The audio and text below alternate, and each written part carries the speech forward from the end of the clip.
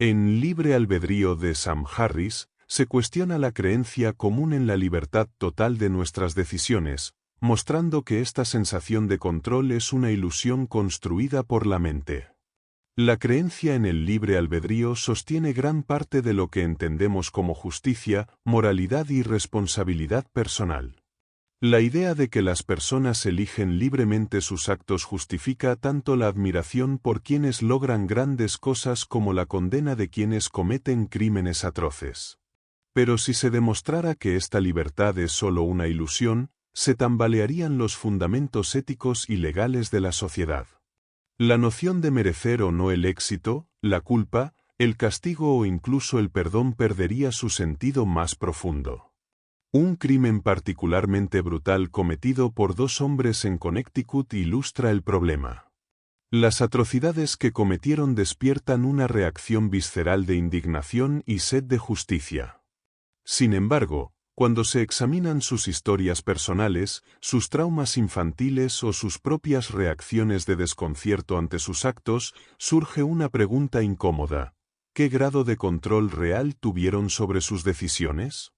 La posibilidad de que ellos no eligieran ser quienes fueron, y que sus acciones fueran resultado de condiciones ajenas a su voluntad, comienza a desplazar el juicio moral por una visión más compleja y ambigua. El argumento central es que no elegimos ni nuestros genes ni nuestras experiencias, ni tampoco los procesos mentales que nos llevan a actuar. No hay una parte interna, ajena al cuerpo y a la mente, que pueda decidir de forma independiente. Incluso en los casos donde las personas muestran remordimiento o parecen actuar en contra de sus propios valores, no se puede afirmar que hubo una verdadera elección libre. Si se cambiara cada átomo de nuestro cuerpo y cerebro por los de otra persona, actuaríamos igual que ella. La distinción entre responsabilidad personal y determinismo empieza a difuminarse. La idea del libre albedrío fracasa tanto desde el punto de vista científico como desde la experiencia interna. Nuestros pensamientos aparecen sin que los elijamos, y nuestras acciones surgen como resultado de causas previas que escapan a nuestro control. Lo que parece una decisión consciente es en realidad el resultado inevitable de una cadena de eventos físicos y mentales. La sensación de libertad es tan frágil que se disuelve con solo observar de cerca la propia mente. La voluntad, entendida como algo autónomo, no tiene fundamento real. Los orígenes inconscientes de la voluntad. La mayoría de los procesos mentales que determinan nuestros pensamientos y decisiones ocurren fuera del alcance de la conciencia. Aunque percibimos cambios en el estado de ánimo, el comportamiento o los deseos, no tenemos acceso a las causas reales que los generan. Lo que sentimos como una elección libre es solo la aparición consciente de una preferencia que ya ha sido decidida por procesos inconscientes. Ni siquiera somos testigos fiables de nuestra propia experiencia. A menudo, otros pueden leer nuestro estado interno mejor que nosotros mismos. Estudios neurológicos han demostrado que la actividad cerebral que anticipa una acción puede detectarse segundos antes de que seamos conscientes de querer actuar. La sensación de haber tomado una decisión voluntaria se presenta solo después de que el cerebro ya ha iniciado la acción. El libre albedrío no resiste la observación objetiva. Nuestras elecciones son el resultado de procesos que no controlamos ni comprendemos. No hay una entidad dentro de nosotros que decida desde un punto externo a ese flujo. Aunque imagináramos una tecnología capaz de registrar con exactitud nuestros pensamientos y decisiones antes de que ocurran, seguiríamos sintiendo que actuamos con libertad. Pero esa ilusión se desmontaría al ver cómo cada impulso, pensamiento o cambio de intención fue anticipado por mecanismos cerebrales que no elegimos. La sensación de control queda desacreditada cuando se muestra que todos los eventos mentales están determinados por causas previas que se ajustan a leyes naturales. Esta visión no depende de aceptar que todo lo real es físico. Incluso si la mente tuviera un componente espiritual, los procesos inconscientes seguirían dominando nuestras intenciones y comportamientos. Si no se sabe qué hará el alma en el próximo instante, no se puede hablar de control. Esto aplica tanto a quienes luchan contra sus impulsos como a quienes los siguen. La intención puede ser significativa para juzgar acciones, pero el origen de esas intenciones escapa a cualquier intervención consciente. Existe una diferencia entre lo voluntario y lo involuntario, pero esta distinción no implica verdadera libertad. Que algo se sienta voluntario solo significa que la intención está presente, no que fue generada libremente. Las intenciones ofrecen información útil sobre la conducta futura, pero no explican por qué surgieron. Se siente como si uno decidiera, pero lo que ocurre es que la decisión aparece y solo entonces se reconoce. Esa falsa autoría es la base de la ilusión del libre albedrío. Esto no implica que debamos renunciar a la libertad social o política. Poder hacer lo que se desea sin coacción sigue siendo fundamental. Pero creer que somos plenamente responsables del contenido de nuestras mentes y de nuestras decisiones no se corresponde con lo que realmente ocurre. Para que existiera libertad total, tendríamos que conocer y controlar todos los factores que nos determinan. Sin embargo, cada intento por encontrar ese punto de control lleva a una regresión infinita de causas que no son elegidas. No hay un yo separado del flujo mental. Somos el mismo proceso que pretendemos controlar. El espejismo de la gente libre. Nadie se convenció de la existencia del libre albedrío por un razonamiento abstracto.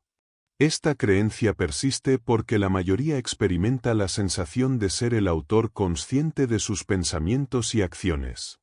Sin embargo, al entrar en el terreno filosófico, esa vivencia subjetiva se pierde en debates teóricos. Las tres posturas principales frente al problema son el determinismo, el libertarianismo y el compatibilismo.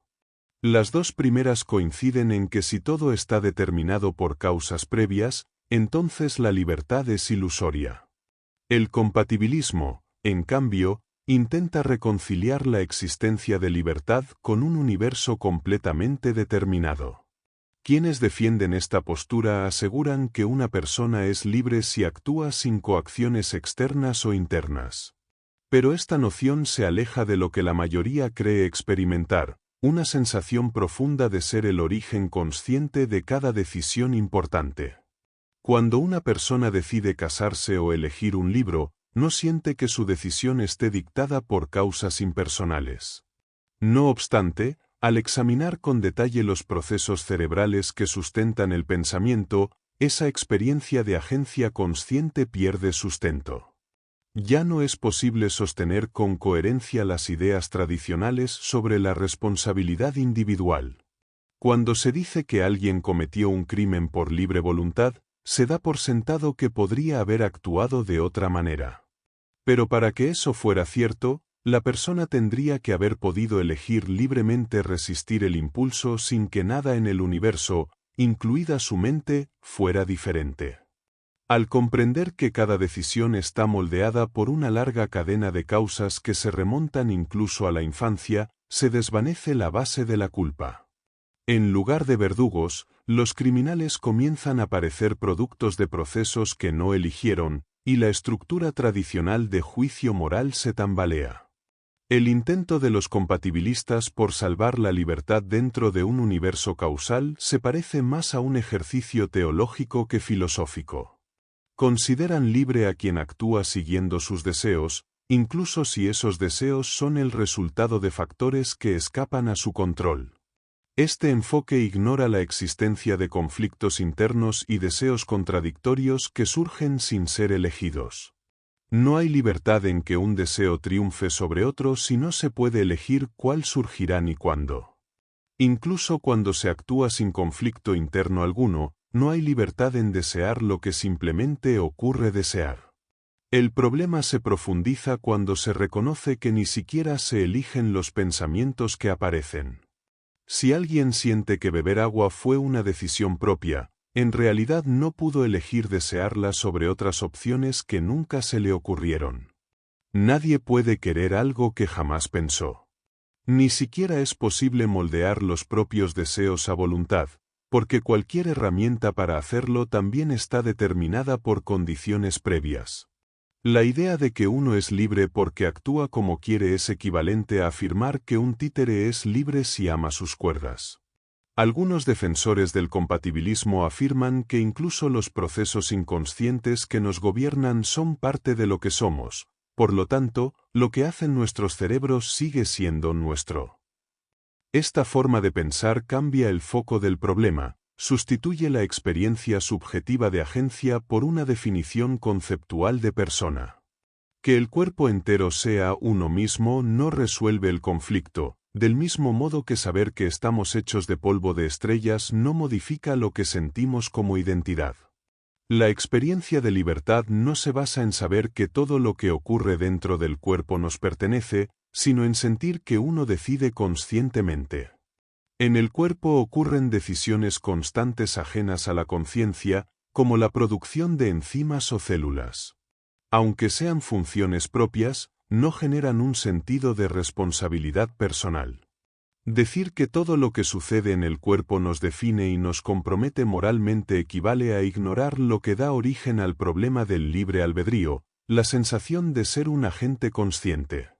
Las personas se sienten autoras de sus actos, y es esta vivencia la que genera la ilusión de libertad, no una interpretación científica o filosófica del organismo como un todo. Experimentos han demostrado que se puede inducir la ilusión de agencia en personas que no tomaron realmente decisiones. Basta con manipular el contexto para que alguien crea haber elegido algo que en realidad fue decidido por otro. Esto revela la facilidad con la que el cerebro se engaña a sí mismo. Se puede sentir control sobre acciones completamente automáticas o impuestas, y aún así estar convencido de haber actuado por voluntad propia.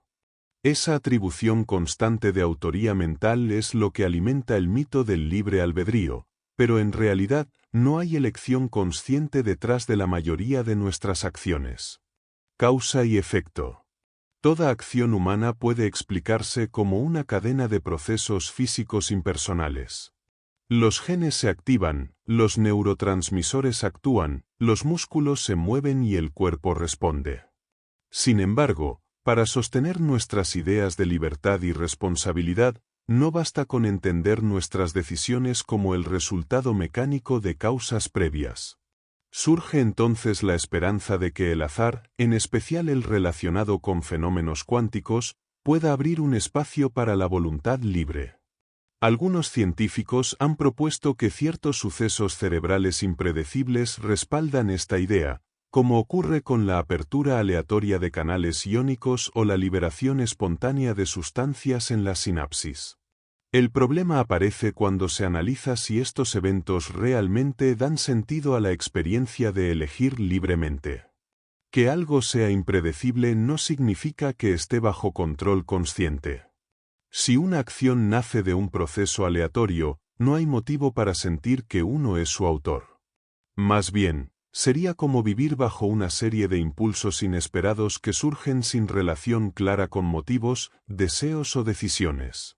Pensamientos, intenciones y actos requieren coherencia interna para tener sentido, tanto para uno mismo como para quienes lo rodean.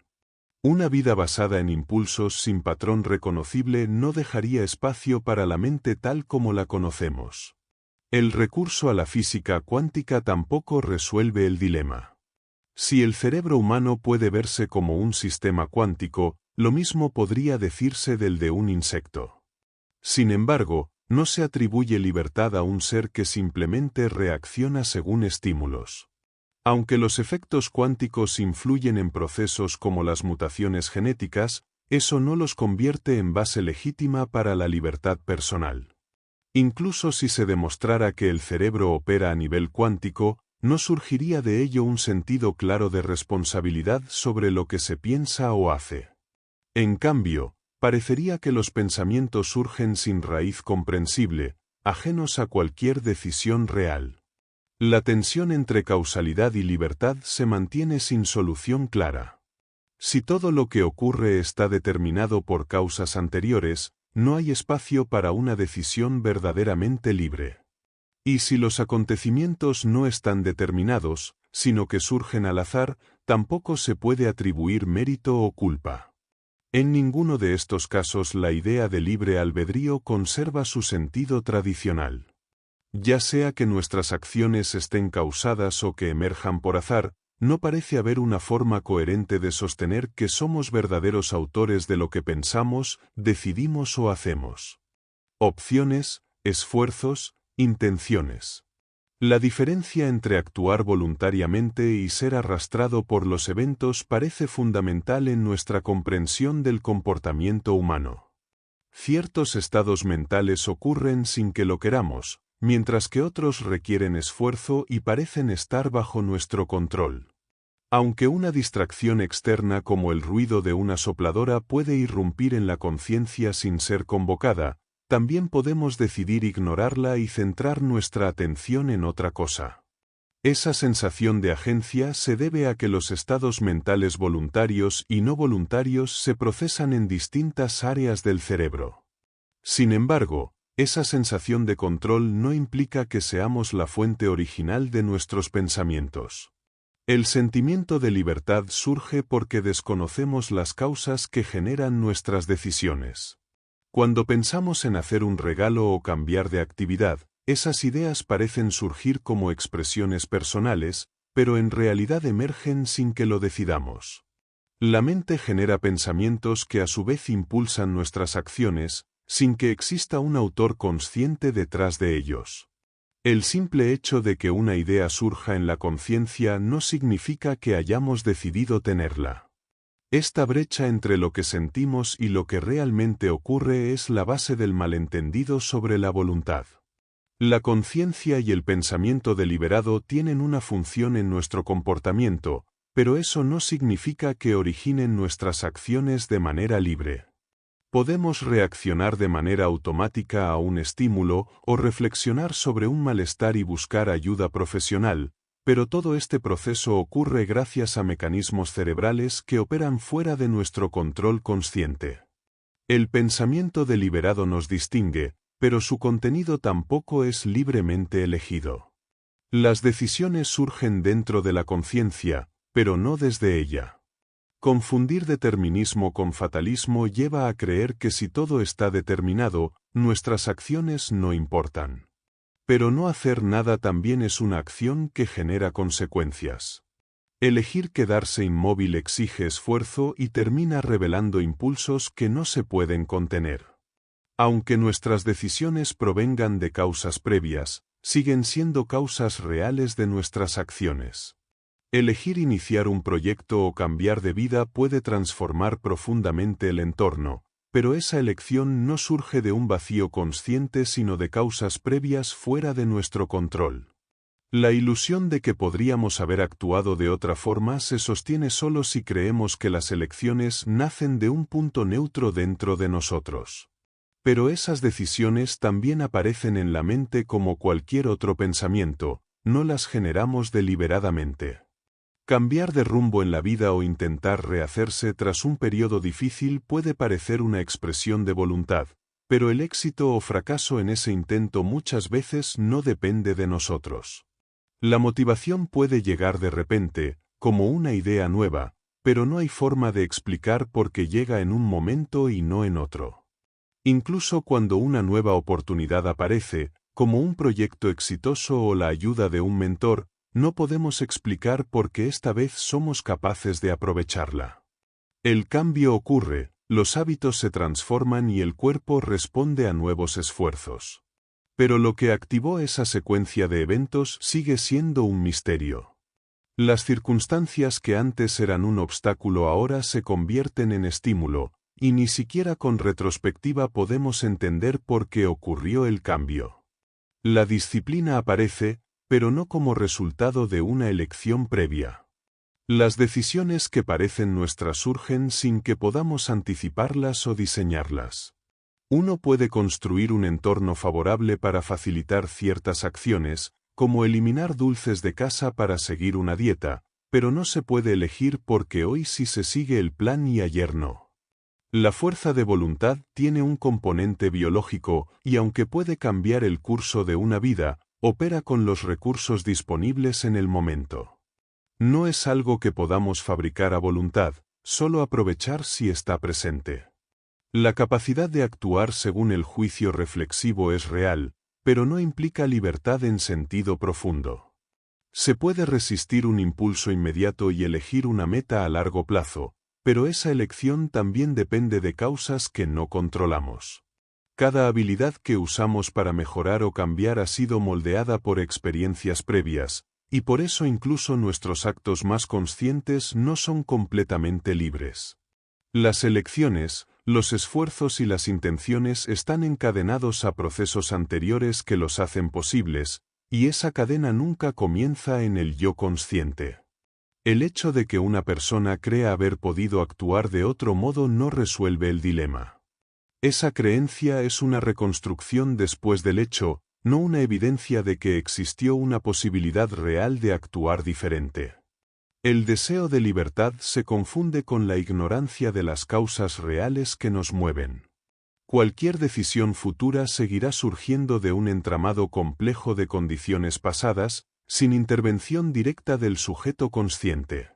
Por eso, declarar que se actúa libremente es solo otra manera de decir que se desconoce el verdadero origen de la acción. La posibilidad de reinterpretar los eventos de la vida puede parecer una forma de libertad, como resignificar un fracaso personal o una pérdida. Sin embargo, incluso esas reinterpretaciones nacen de pensamientos que no controlamos. Las ideas que inspiran o deprimen no se eligen, simplemente aparecen. Uno puede decidir cambiar de perspectiva, pero no puede explicar por qué esa nueva forma de pensar llegó en ese momento. Incluso los pensamientos más transformadores son parte de una secuencia que comenzó antes de nuestra conciencia de ellos. Ninguna de nuestras condiciones iniciales fue elegida, ni la genética, ni el entorno, ni las experiencias que nos formaron. El cerebro toma decisiones basadas en una historia biográfica que no diseñamos. Podemos actuar según nuestros deseos actuales, pero esos deseos no fueron elegidos. Son el resultado de procesos físicos, emocionales y sociales acumulados. Aunque muchos filósofos insisten en que la capacidad de deliberar y controlar acciones es suficiente para hablar de libertad, esa capacidad también es fruto de causas anteriores, no de una voluntad libre originada en el sujeto consciente. Incluso cuando se tienen todos los ingredientes para creer que se está actuando libremente, como en una decisión consciente y sin presiones, las razones profundas que motivan ese acto son inaccesibles. Retomar una afición abandonada, cambiar de estilo de vida o emprender un nuevo camino pueden parecer actos deliberados, pero al examinar sus causas, se desvanecen en el misterio.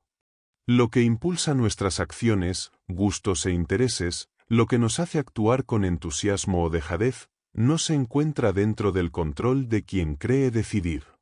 Y aunque podamos inventar historias coherentes para explicar lo que hacemos, no dejan de ser relatos construidos después de que los hechos ya ocurrieron. ¿Podría ser perjudicial la verdad? Algunos temen que aceptar la inexistencia del libre albedrío podría empobrecer nuestras vidas, volviéndonos menos creativos o responsables. Esta preocupación tiene algo de fundamento.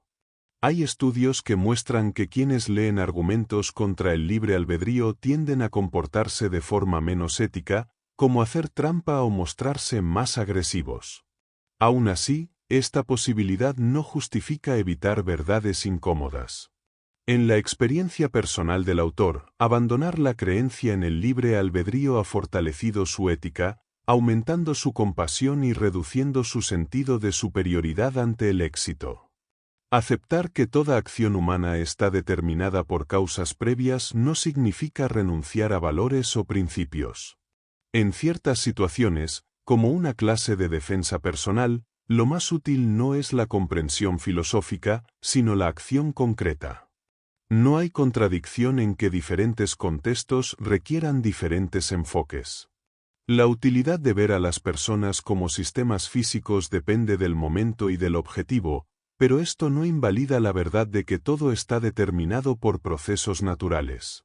Renunciar al libre albedrío no lleva necesariamente al fatalismo.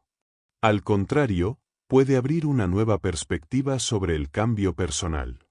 Ver los pensamientos, emociones y comportamientos como el resultado de causas físicas permite imaginar otras posibilidades. Así como el malestar pasajero no define a una persona, tampoco lo hace su pasado. Modificar los estímulos del entorno, como aprender algo nuevo o cambiar de hábitos, puede transformar profundamente una vida. Reconocer las causas ocultas detrás del comportamiento permite intervenir de forma más inteligente. Comprender, por ejemplo, que una discusión fue causada por el hambre y no por un defecto personal, ofrece una salida sencilla y práctica. Esta consciencia de ser determinados no nos convierte en esclavos, sino que permite tomar el control en ciertos aspectos, aunque sepamos que ese control también tiene sus propias causas. Responsabilidad moral. La creencia en el libre albedrío ha sostenido históricamente conceptos como el pecado y la justicia retributiva, pilares fundamentales en muchos sistemas legales y religiosos. La idea de que las personas eligen libremente sus acciones ha sido clave para justificar el castigo por conductas negativas. Sin embargo, si se considera que el comportamiento humano es el resultado de procesos cerebrales y antecedentes biográficos, esta justificación se debilita. A pesar de ello, el hecho de que nuestras acciones respondan a causas identificables no impide que se puedan juzgar dentro de un marco coherente que distinga entre intenciones conscientes y reacciones determinadas por circunstancias más allá del control del individuo. Los grados de responsabilidad moral varían notablemente según el contexto y la historia personal del infractor.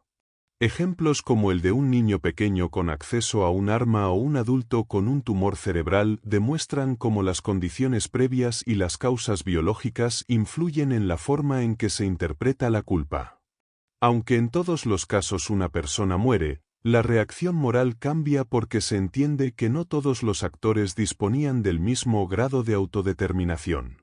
Cuando una causa física como un tumor altera el juicio, el culpable pasa a percibirse más como una víctima que como un agresor, lo que modifica la carga moral de sus actos. Incluso sin recurrir a la idea de libre albedrío, se puede reconocer que ciertas personas representan un peligro real para los demás. La intención consciente de hacer daño sigue siendo un factor central para establecer responsabilidad, ya que refleja la estructura profunda de la mente del agresor. Por eso, una conducta premeditada, sostenida por motivaciones personales y planes deliberados, revela con claridad el tipo de persona que la llevó a cabo. Este enfoque permite que la justicia mantenga su función de protección social sin apoyarse en ideas metafísicas sobre la libertad individual. Aceptar que las personas no eligen las cartas que les tocaron en la vida obliga a revisar el sentido del castigo. Si existiera una forma de curar el mal, negársela a un criminal como castigo resultaría absurdo. Esto deja ver que el deseo de castigar se apoya en no ver o no aceptar las causas reales del comportamiento humano. Aun cuando se justifique la prisión para proteger a otros, el impulso de retribución pierde fuerza cuando se comprende la red de factores que determina quién somos. Reconocer este entramado causal lleva a una moral más empática, más cercana a la ciencia que a la condena religiosa. El castigo, entonces, solo cobra sentido práctico si logra prevenir futuros daños. Hay crímenes que pueden requerir medidas estrictas para evitar su repetición, pero eso no implica que se deba castigar por el simple deseo de vengarse. El ejemplo de la venganza cumplida en Nueva Guinea y el arrepentimiento de quien renunció a ella después de la Segunda Guerra Mundial muestra que el impulso retributivo tiene raíces psicológicas profundas. No obstante, al entender mejor las causas del comportamiento, esa necesidad puede moderarse. Si se supiera, por ejemplo, que un asesino actuó bajo la influencia de un virus que alteró su cerebro, la percepción del crimen y del criminal cambiaría radicalmente. Aunque la intuición de que alguien merece sufrir por lo que hizo persiste con fuerza, su fundamento se debilita cuando se reconoce que nadie elige sus genes, su educación ni el entorno que lo formó. Esto no significa que no deba haber consecuencias para los actos dañinos, sino que el enfoque debe ser más preventivo que punitivo. Imaginar un sistema de justicia que se base en este tipo de comprensión implica transformar no solo la práctica legal, sino también la cultura moral en la que ésta se sustenta. Es posible que, para ciertos delitos, aún sea necesario aplicar sanciones severas para disuadir a otros. Pero esto no equivale a justificar el castigo como venganza. Se trataría, más bien, de una herramienta social para modificar comportamientos, no de un juicio moral sobre el valor de la persona. De la misma manera que se combate una epidemia sin odiar a los virus, se puede contener a los criminales sin atribuirles una maldad esencial. En lugar de castigar por lo que alguien eligió hacer, se actuaría para evitar daños futuros, con base en lo que se sabe sobre su comportamiento y contexto. Aunque parezca contradictorio, la idea del libre albedrío sigue teniendo una utilidad práctica como convención social. Atribuir responsabilidad a alguien por haber jugado al póquer en lugar de ahorrar, por ejemplo, tiene sentido cotidiano, aunque en realidad esa elección también provenga de causas profundas e incontrolables. Este modo de pensar permite organizar la vida diaria y tomar decisiones sin necesidad de comprender cada impulso interno. Pero aceptar esa utilidad no significa que el libre albedrío exista como lo imaginamos, sino que es una forma cómoda de interpretar la conducta humana. La preferencia personal, como escoger cerveza en vez de vino, no es una decisión libre en el sentido absoluto. Es una inclinación que surge sin esfuerzo consciente, y aunque parezca voluntaria, obedece a causas ocultas. Cambiar de elección por capricho no devuelve la libertad perdida, porque ese capricho también tiene sus propios orígenes. Esta visión no impide actuar ni elegir, pero invita a mirar las elecciones con humildad y a comprender que no somos dueños de nuestra voluntad como solemos creerlo. Política. La creencia en el libre albedrío tiene implicaciones políticas profundas. Los liberales suelen aceptar que el éxito o el fracaso dependen en gran medida de factores ajenos a la voluntad individual, como la suerte o el entorno social. En cambio, muchos conservadores tienden a idolatrar la autosuficiencia y parecen ignorar hasta qué punto el éxito personal depende de circunstancias afortunadas.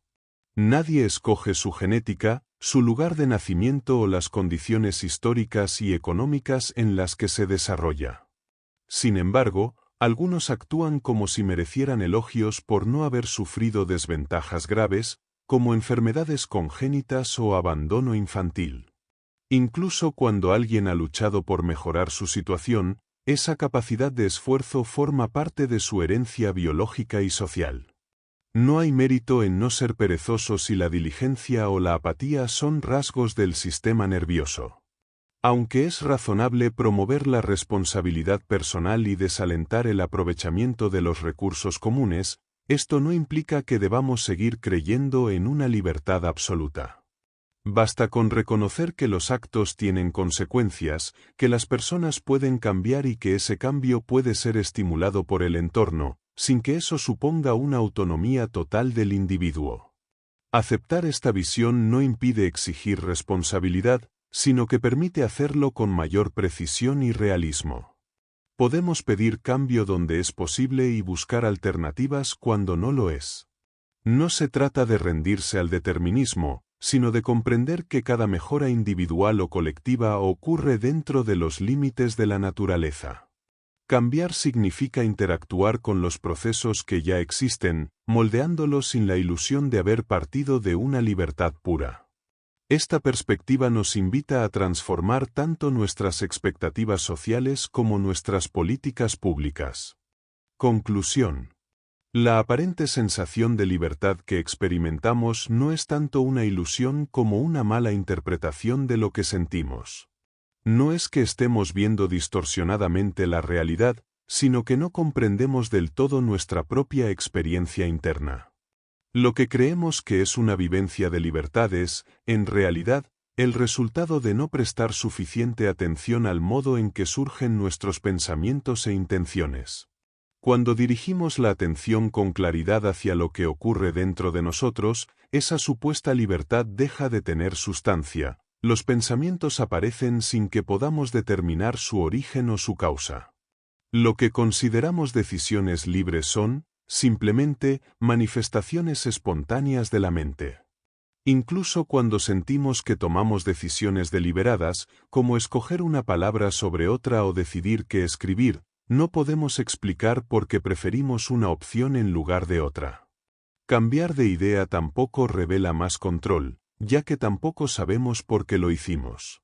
Esa aparente capacidad de elección está sujeta a condiciones que desconocemos, y que bien podrían obedecer a leyes naturales o al azar. En última instancia, no se trata solo de que no seamos tan libres como creemos, tampoco sentimos, si observamos con cuidado, la libertad que pensamos tener. Cuando una acción llega a su fin, como cerrar un libro o atender al hambre, tampoco hay una voluntad completamente libre en juego. Podemos posponer ciertas decisiones por un tiempo, pero incluso eso ocurre sin que sepamos exactamente por qué lo hacemos ahora y no antes. Al finalizar su reflexión, el autor no encuentra ya más que decir, y ese límite no es producto de una decisión consciente y libre, sino de una combinación de causas internas que le hacen detenerse. Así, lo que percibimos como voluntad libre se deshace al ser examinada de cerca.